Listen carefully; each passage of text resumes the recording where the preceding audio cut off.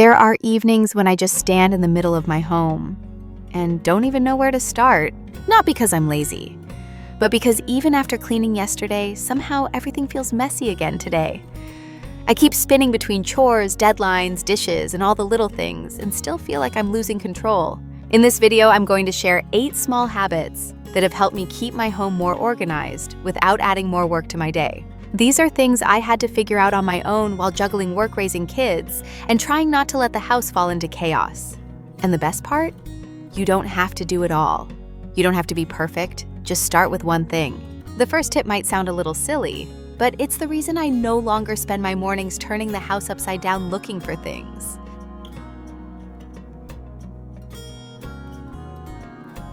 Let's start with the front door and one tiny shift that stopped the daily "where did I put that" spiral.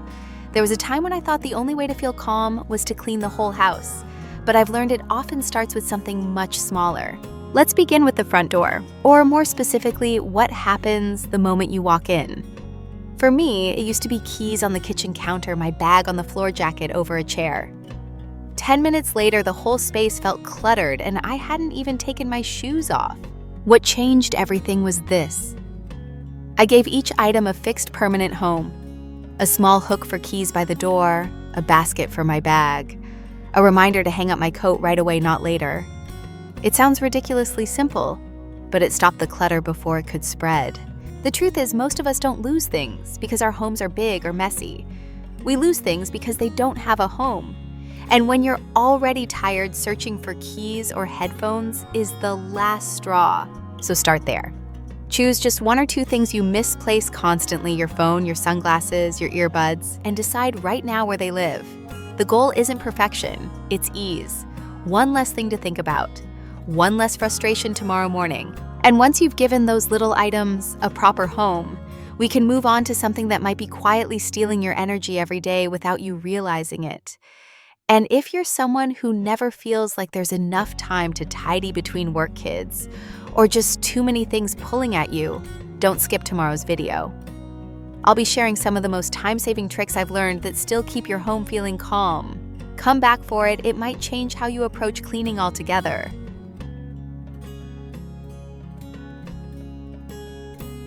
Next is a habit that takes less than a minute, but saves you from hours of scattered mess later. There was a time when I thought I needed a full afternoon to get anything done around the house, but I started to notice something. Most of what made the place feel messy took less than a minute to fix. Next, let's talk about the small stuff. The socks on the floor, the single dirty plate in the sink, the open toothpaste cap. They look harmless, but when you let them sit, they multiply, and suddenly you're overwhelmed. I started using a really simple rule. If it takes less than a minute, I do it right away. I don't put it on a to-do list. I don't say I'll do it later, I just do it.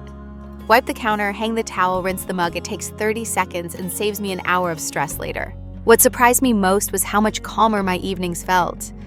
I wasn't surrounded by little undone things. My brain stopped buzzing about what I still had to do. And by the end of the day, the house just felt taken care of without any big effort. So if you're tired of constantly feeling like you're falling behind, try this for the next 3 days. Practice the 1-minute rule. Every time you notice something small that needs doing, handle it on the spot. It might feel pointless at first, but it adds up faster than you think. And once the little things are under control, it's time to shift our attention to something even more powerful, your evening routine.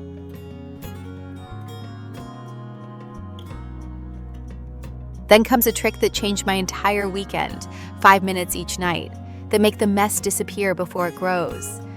There was a time when I believed I needed a full weekend just to get my house back in shape. I'd let things pile up, laundry crumbs, clutter, and then spend half of Saturday cleaning instead of resting. Next, let's talk about a habit that changed that cycle completely, doing a quick 5-minute reset every evening. I don't mean deep cleaning. I mean setting a timer for 5 minutes and just putting things back. Wipe the kitchen counter, toss the toys back in their bin, straighten the couch cushions, take the laundry basket back to the bedroom. That's it.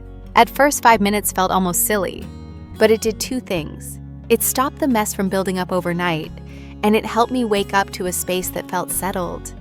Even if the rest of the day was chaotic, those few minutes gave me a sense of control. Some nights I skip it, I'm human. But when I do it consistently, my weekends are no longer spent playing catch up. And honestly, those 5 minutes help me mentally close out the day. So here's your small shift tonight. Just try 5 minutes. Not perfection, not scrubbing baseboards, just a light reset. You'll feel the difference by morning. And once you've built that momentum, let's take it one step further. Not just resetting the day that passed, but preparing for the day ahead.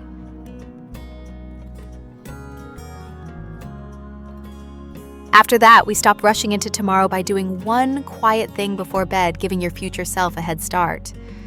There was a time when I thought my chaotic mornings were just a part of life, rushing out the door, forgetting things, feeling one step behind before the day even started. Let's move on to a habit that completely changed how my mornings feel, taking 10 minutes each night to get ready for tomorrow. It doesn't sound exciting, but this one thing has saved me from so many stressful starts.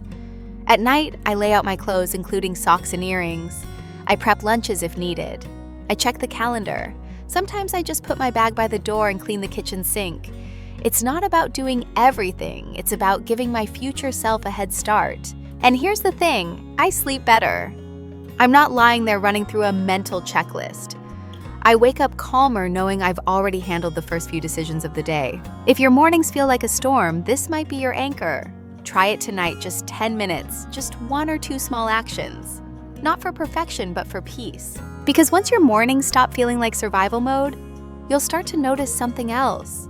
The real clutter might not just be physical. It might be how many objects are demanding your time and attention every single day.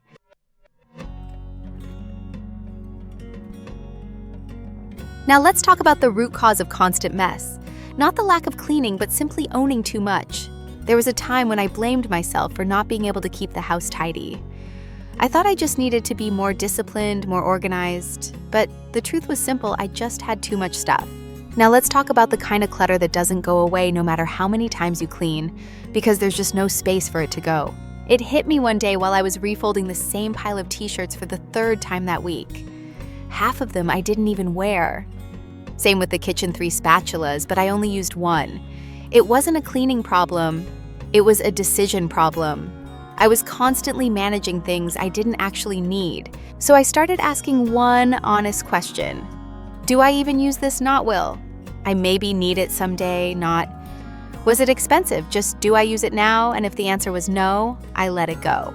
You don't have to declutter your whole house in one weekend. Just start small. 1 drawer, 1 shelf, 1 bag of things that no longer serve you. You'll feel the space and the relief immediately.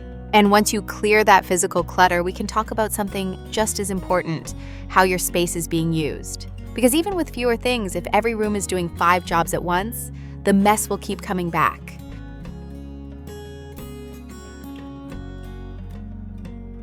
Tip 6 is about mental clarity, how giving each space one clear purpose helps your brain and home breathe easier.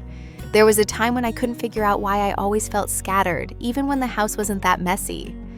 I was constantly tired, distracted, and never fully off. Now let's look at how the way we use our spaces can either support us or wear us down. For a long time, I did everything everywhere.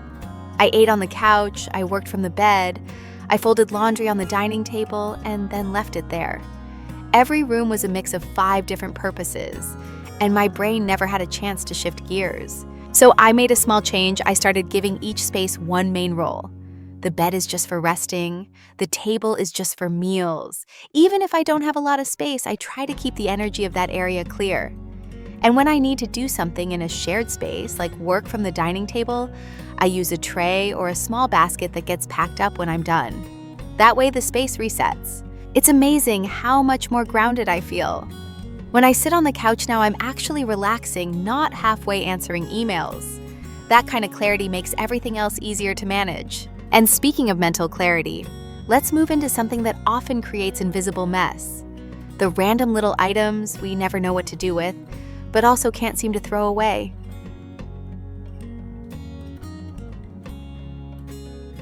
Let's move to the mess. You never know what to do with the random little items that don't belong anywhere. Yet, there was a time when I thought clutter only came from big messes, piles of laundry dishes in the sink. But sometimes the real overwhelm came from the tiniest things: receipts, loose batteries, birthday cards, hair clips, old chargers. Now let's talk about those random objects that don't have a place, yet somehow end up everywhere. I used to get frustrated when I found these things scattered all over until I realized I didn't actually have a system for them. So they weren't really out of place. They just didn't have a place to begin with. That's when I created what I call the undecided basket. It's just a small container, nothing fancy, where I put things I don't have time to deal with in the moment. A paper I need to read later. A toy part. I haven't identified a random item I'm not sure belongs anywhere. The rule is simple. Once a week, I empty it. Quickly, no overthinking. If it's still useful, I find a home for it. If not, I let it go. This little habit has stopped those mystery piles from forming on counters and corners. It gives me permission to not decide everything right away while still keeping the house looking calm. And now that we've handled the random physical messes, let's finish with something deeper. The one habit that changed how I feel about organizing altogether.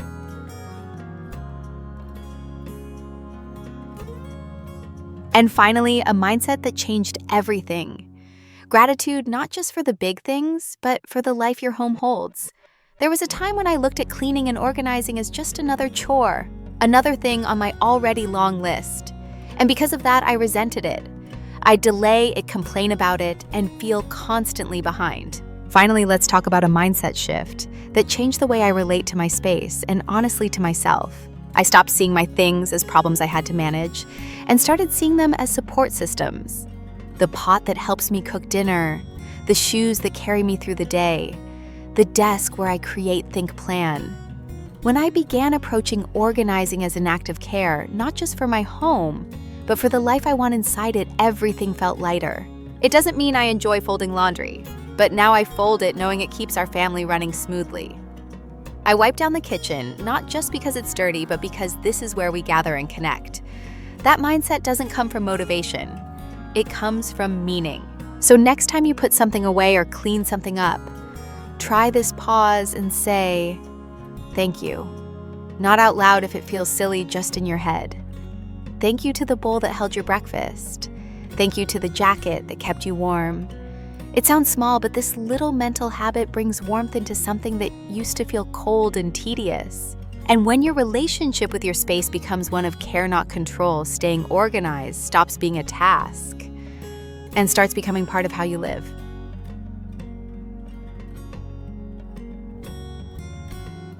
You don't need a big overhaul to feel more at peace. Just one shift, one drawer cleared, one habit changed can make the next day feel lighter. If you're overwhelmed and just want a calmer home without the pressure, start with whatever felt easiest today. And if this video helped even a little, if one idea made you breathe easier, then that's already enough. I made another video that walks through decluttering room by room, one step at a time. It pairs well with this one. And if you found this helpful, you can like or subscribe. It simply tells me this kind of content is what you need most. And if your days always feel too full to keep up with the house, make sure to come back tomorrow. I'll be walking through the small habits that save time without sacrificing peace. It's the video I wish I had years ago, and I think you'll be glad you didn't miss it.